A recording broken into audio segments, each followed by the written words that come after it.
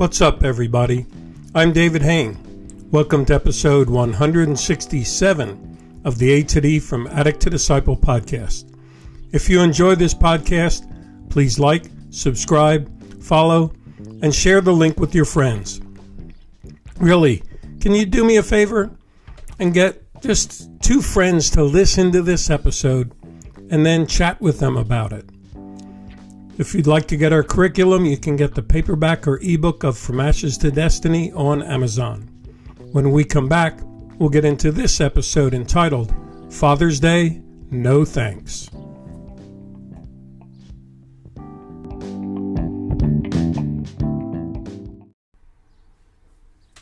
Welcome back to episode 167 of the A to D from Addict to Disciple podcast entitled Father's Day, No Thanks. Since Father's Day is this month, I thought I'd do a walkabout episode about our relationships with our fathers. As I work with clients going through the From Ashes to Destiny curriculum, a common theme is childhood wounds as the result of a dysfunctional relationship with Dad. For this walkabout, I'll pretend that I'm walking through a park and meeting people on various benches who are thinking about the dad they won't see on Father's Day. You ready? Here we go towards the first bench. How are your thoughts about not seeing your dad this Father's Day, I ask, as I approach this bench? The young man replies, as a kid, I just wanted to know my dad. I never met him, but Mom always said he lived nearby. The thought of that drove me crazy, that I might walk by him any day in a store or on the pavement and never know. If I could meet him, I'd ask, did you ever know I was your son? Do you even care that I'm alive? Pshaw, I think. That's such a hard piece. I can only imagine the pain of your abandonment, I tell this young man. The feeling of being unwanted or unloved.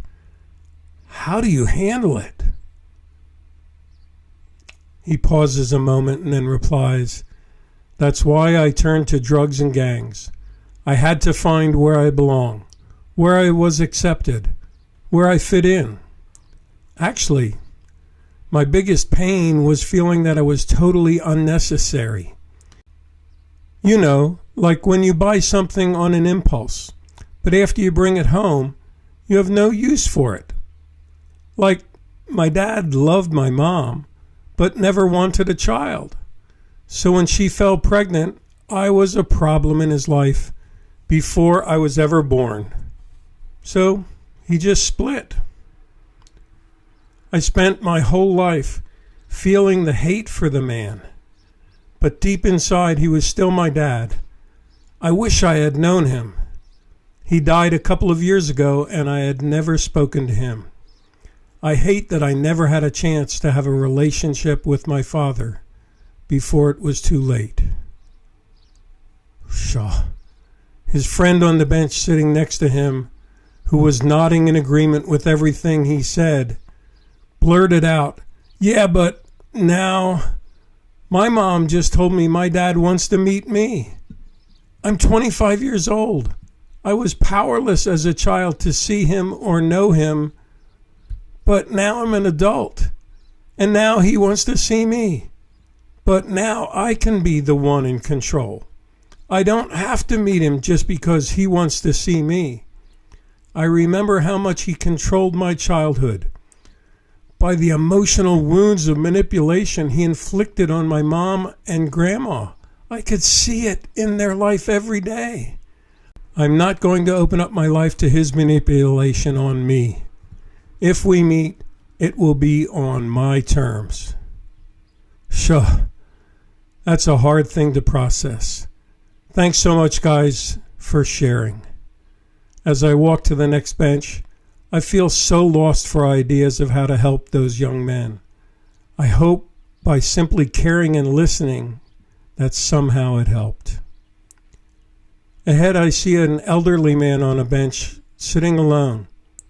As I approach, I ask, may I ask you for a thought you have about Father's Day?" He paused in reflection, and a painful look came over his face. Then he said, "My dad pressured me to be the best, and whenever I fell short of perfection, he lectured me with harsh, harsh words." Wow. Those words still echo in my mind more than 60 years later. I can still hear them as if he's standing right next to us right now. I couldn't chase my own dreams. I had to live the dreams my parents had for me. It's tough living your whole life trying to fill someone else's shoes and knowing that you never were comfortable, that you spent your life just trying to make your dad happy with you, to get some words of approval from him, just hoping to hear him say, "Well done, my son." Whew. I respond, "That really resonates with me." I remember starting in grade 7, my parents telling me what career I had to choose. So I did just what they said when I went to university and became a teacher. And he's shaking his head now, this elderly man, and he says, "Yep, same with me. They never asked me what I wanted to do either." Looking back, I wish my dad had said just once, "All I want is for you to be happy, son." Phew. That's some deep stuff. Have you ever heard your dad say, "All I want is for you to be happy"? As I leave, I come up to a mom with a couple of small children at a playground. The kids are on the swings as mom is sitting on a bench. "Sorry, I didn't mean to intrude. May I ask about your thoughts about your dad as we approach Father's Day?" "Sure, no problem," she says. "Just before my grandfather passed, he told my dad about all the hurt and pain he had to live with from his childhood. And since he just stuffed it, he ended up passing the pain on to my dad. I guess my grandfather was trying for some sort of reconciliation as my dad was working through his steps of making his amends. You see, my dad was an addict my whole life." She took a deep breath as she looked at her kids and she said, "At least I'm free to choose not to pass it on to my children. That's why I'm keeping them and my dad apart. Even though he seems much better now, I can't risk my children's emotional well-being. So there won't be a Father's Day for them or me, as far as my dad's concerned. I guess I'd say, Father's Day? No thanks." Pshaw.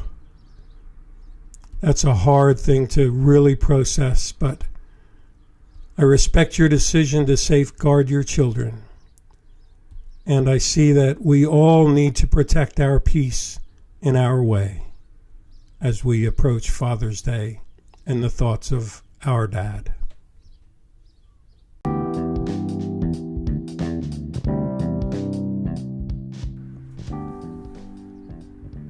Thanks for listening to this episode of the A to D From Addict to Disciple podcast. I hope it really touched a lot of you as you really think through your relationship with your dad and any dysfunctionality you had growing up. And I want to encourage you, if you'd like to join an online group or get one-on-one counseling, please message me on the link in this podcast or by email at davidfromatod@gmail.com, or go to my website, www.fromatod.org, and click on the contact page. You can keep in touch with what we're doing in From A to D by following me on Instagram at davidfromatod. For our Spotify listeners, you can leave your comments by clicking on the link they provide on that platform. Tune in Monday for our next episode, and as always, stay safe and stay strong.